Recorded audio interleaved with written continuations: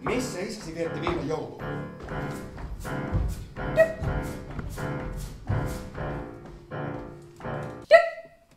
Olisiko 7 tonnia?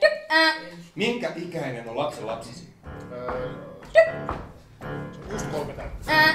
Minä vuonna vanhempasi tapasin? Ja 60-luvulla oli olemassa.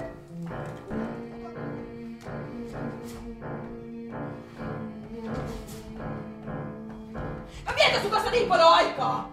Etkö sä kuule mitä mä sanon? Mulla on oikeus! Mä vietän sun kanssa niin paljon aikaa vietän, että mulla on oikeus on sulle tiedä myös!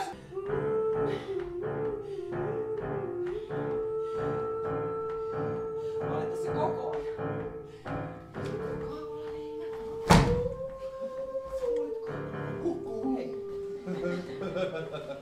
Hei, sulla tulee oksennus. Päiväkodin ovella. Äiti hakee sitä iltapäivällä.